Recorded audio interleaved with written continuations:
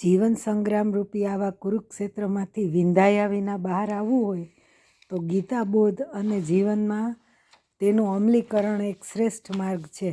આપણે કહીએ કે ગીતાબોધ શ્રી કૃષ્ણએ માત્ર અર્જુનને આપ્યો, એવું છે? ના, તેવું નથી. આ બોધ અર્જુનને આપતા પહેલાં શ્રી કૃષ્ણએ રથને બંને સેનાની વચ્ચે ઊભો રાખ્યો, એટલે કે બંને સેના તેને સાંભળી શકે અને ગ્રહણ કરવા યોગ્ય જેવું ગ્રહણ કરી શકે. વળી આ બોધ ભગવાનને અર્જુનને કાનમાં નથી કહ્યો, અર્જુનને કે જેથી અર્જુન માત્ર તેને સાંભળે. ભગવાને તો પંચજન્ય શંખ બ્યુગલ વગાડીને જોશપૂર્વક આ બોધ સંભળાવ્યો છે. એટલે જે જાણે અને સાંભળે તે દરેક વ્યક્તિ અર્જુન જ છે. પણ સાંભળવા માટે ખુલ્લી આંખ, વિવેક અને જિજ્ઞાસાની જરૂરત છે.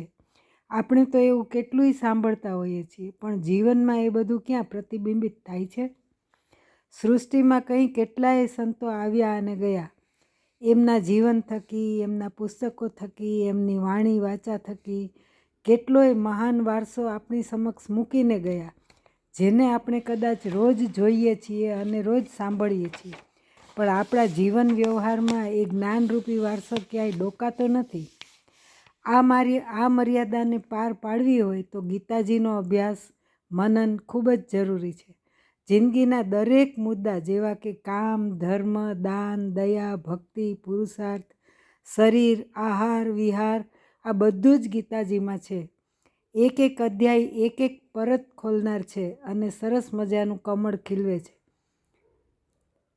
સકળ અંધકારમાંથી પ્રકાશ તરફ લઈ જનાર ગીતા જ્ઞાન છે. એટલે તો ગાંધીજીએ કહ્યું છે કે હું તો મારી બધી જ મુશ્કેલીઓમાં ગીતા માતા પાસે દોડી જાઉં છું અને આજ લગી આશ્વાસન મેળવી શકું છું અને આજ લગી આશ્વાસન મેળવી શક્યો છું. આ દ્રષ્ટિએ ગીતા સદગુરુ સમાન છે, માતા રૂપે છે.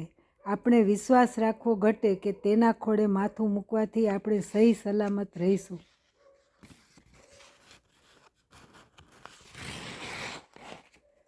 એવી એક પણ ગૂંચવણ નથી જેનો ઉકેલ ગીતાજી દ્વારા ન મેળવી શકાય. જરૂર છે જાગૃત બનવાની, સાવધાન થવાની, મનન કરવાની અને સ્વાધ્યાય થકી તેની સાથે તન્મય થવાની. ભગવાનનું શરણ લઈએ અને આપણી અંદર બિરાજમાન શ્રી કૃષ્ણને આપણે ખુદ અર્જુન બની પ્રશ્ન કરીએ તો અંતર્યામી શ્રી કૃષ્ણ આપણને અંધકારરૂપી નિંદ્રામાંથી જગાડવા અને પ્રકાશ તરફ લઈ જવા તત્પર જ ઊભા છે. ગીતાજીનું પઠન, મનન, સ્મરણ, આચરણ અને તેના શ્લોકોનું ગાયન આપણને ભવસાગર પાર કરાવે છે, તેમાં કોઈ શંકા નથી. આ વાત ગીતાજીનું મહાત્મ્ય દર્શાવે છે. ગીતાજીના કુલ 18 અધ્યાય અને 700 શ્લોક છે, પરંતુ અધ્યાય શરૂ કરતાં પહેલાં 23 શ્લોક ગીતાજીનું મહત્ત્વ બતાવવા માટે છે. આ 23માંથી નીચેના કેટલાકને આપણે જોઈએ.